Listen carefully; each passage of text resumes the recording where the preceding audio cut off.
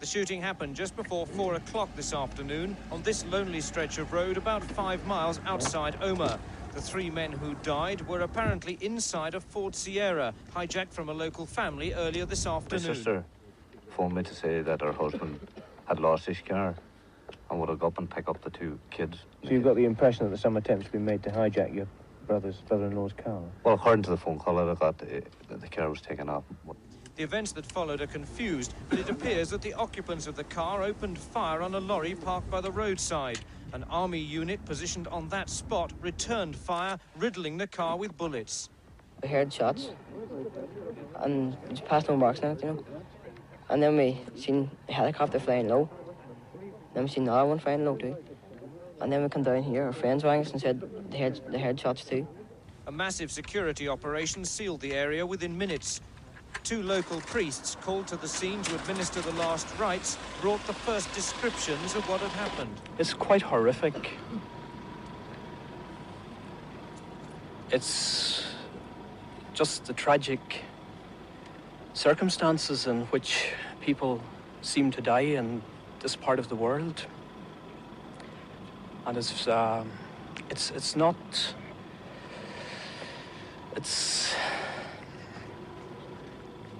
irrespective of who they are, it's not the way that people should die. Tonight, the army are giving little away about details of their operation or about the men who died. They have, however, confirmed that 2 of the 3 dead were known to security forces. The army have for some time been hunting an IRA unit operating in this area. Any success would bring some satisfaction, coming as it does when memories of the coach bomb attack just 10 days ago are still all too vivid. Robert Hall, News at 10, Omagh. Meanwhile, the area around Drumnakilly, where the army shot 3 IRA men dead yesterday, is still cordoned off. And contrary to several reports, it may not have been the SAS that did yesterday's operation, but possibly a similar army undercover unit, which has been operating for several weeks now. This afternoon at Knock Police Station, the RUC displayed 2 AK-47 rifles and 1 Webley pistol, which they said that they had recovered from the white Sierra, which it appears the dead men had hijacked just before they were shot. But exactly what happened yesterday is still not clear. One anonymous witness told Robert Hall of ITN how earlier yesterday afternoon he had come across a family in the village who'd been held hostage by what appears to have been the same gang. Did they say what had happened? They said that just after they finished their dinner, the IRA had come into the house, 2 in the front door and 1 on the back, and told them that they were going to hold them hostage for 2 hours and they were going to take their car. They said a job to carry out, and they put them all in 1 bedroom and said, don't come out. Police say one of the dead men, Michael Gerard Hart, had been questioned in Gough Barracks over the weekend in connection with the Omagh bomb and released on Monday. But were the dead men among those mentioned by MP Ken McGuinness to the Prime Minister 10 days ago?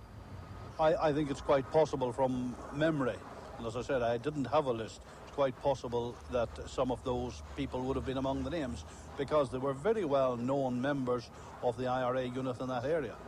The deaths of the 3 IRA men here seem unlikely to generate the kind of controversy that we saw with the killings in Gibraltar last March.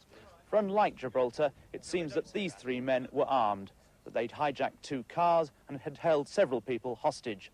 But it's still not clear whether any attempt was made to arrest them or who fired first. At the homes of Republican sympathisers in the area around Drumnakilly today, black flags were out. And there were Irish tricolours at half-mast. But the question is, how will Northern Ireland's Catholic community as a whole react? This evening, 30 hours after the shooting in which the 3 IRA men died, the car in which they'd been travelling was finally removed from the country road. The bullet-ridden vehicle hidden in a trailer and wrapped in tarpaulin. The army is still giving only the most basic information about the incident. Regular soldiers have been involved in a follow-up operation, but there's been no sign of the SAS squad alleged to have intercepted an IRA unit on its way to murder a part-time soldier. Earlier, there was a brief sight of the terrorist white saloon car behind a police screen. Witnesses say it was hit by dozens of rounds of automatic fire, but press cameras were kept well away. The IRA has admitted that the three men were all on what they call active service. Michael Gerard Hart, 29 years old, was commander of the Mid-Tyrone unit of the IRA. The police describe him as a ruthless and dedicated terrorist. He's believed to have been the organiser of many attacks on the security forces. His younger brother Martin, who died beside him, was 22 years old. He was also suspected of involvement in a series of IRA operations. He was recently questioned about the bus bomb that killed 8 young soldiers near Omagh earlier this month. The third man to die was the Hart's brother-in-law, Brian Mullin. 25 years old, he's also described as an active terrorist. He's believed to have taken part in several IRA operations and has been questioned by police on several occasions. The police say all three had been wearing balaclava helmets and boiler suits.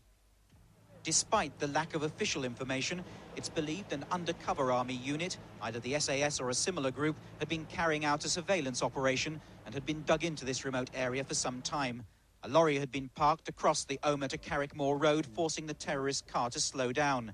After the shooting, witnesses say an army helicopter picked up 4 men. There's speculation this was how the undercover team was removed from the scene. All deaths, regardless of who the people are tragic, and we want to see them avoided. But what you have to understand is that, for a start, I don't know what has happened in Germany, right? But I know that the loss of 3 IRA volunteers in Tyrone is a sad time and occasion for the Republican movement and for the nationalist community. But the fact is, Republicans have been killed down the years. Republicans have went to jail in their thousands, and it has still not quenched the thirst for Irish freedom and for us to be free of our British oppressors. Early morning in Loch Macrory, overnight the IUC had moved in. By 9, the village was apparently surrounded, proof of the security forces' determination not to allow the IRA to turn the funeral of one of its commanders, Gerard Hart, and his brother Martin into propaganda. Some mourners, forced to park their cars outside the village and walk up to the Hart's house, complained the police were gloating.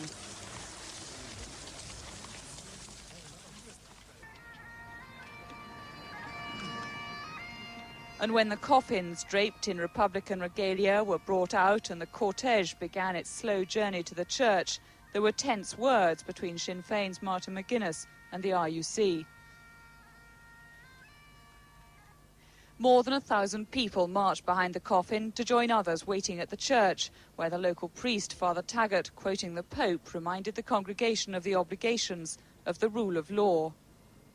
Since disturbing questions have been raised about the circumstances in which these young men died, it is necessary to point out that the law of the land must obey the moral law. But what the IUC were most concerned about, an IRA graveside firing party, didn't happen. It was claimed there'd been one earlier. The security forces were determined that the funerals of the 2 IRA men should not be turned into a propaganda event. Relatives of the dead men had asked the police and army to keep a discreet distance, but hundreds of police officers lined the funeral route to ensure there was no paramilitary display. The coffin had been draped with Irish tricolour flags, berries and gloves on top, but there was no attempt to turn this into a military funeral. In a statement, the IRA said they did fire a volley of shots, but earlier before the funeral ceremony. The security operation had begun hours earlier, police and troops moving into the countryside surrounding the village of Loch Macrory. Mourners had to pass through police checks on their way to the church. Gerard Hart was the IRA commander for this area. Among the mourners, senior members of the Republican movement, including Sinn Féin President Gerry Adams. The priest who conducted the service said the manner in which the Hart brothers were killed by an army undercover unit raised disturbing questions, but he made this appeal. May the young people of this district, of this county and province, not listen to voices which speak the language of hatred, revenge and retaliation. May they give themselves to the service of life, not the work of death. The third of the IRA men killed on Tuesday will be buried tomorrow. Paul Davis, ITN, County Tyrone. The operation to seal off the Mullin family's remote farmhouse began in the early hours of this morning. Friends and relatives arriving to join the funeral procession passed through a ring of police and troops in riot gear. Hundreds more were deployed to line the narrow country roads and to take up positions in surrounding fields. The sheer size of the force brought increased tension. The funeral was held up for nearly 2 hours until the RUC agreed to family requests that they back off. When the cortege did eventually leave, the mourners, by now numbering over 1,000, remained under constant surveillance. Helicopters shuttling police along the 3-mile route, other officers moving alongside to prevent any paramilitary display. Security at the tiny chapel was even tighter. Here, the added risk of Mullin's brother Patrick, a convicted murderer, released from the Maze prison to attend the funeral. Police standing shoulder to shoulder surrounded the family as the coffin was carried past a Republican flag to the graveside.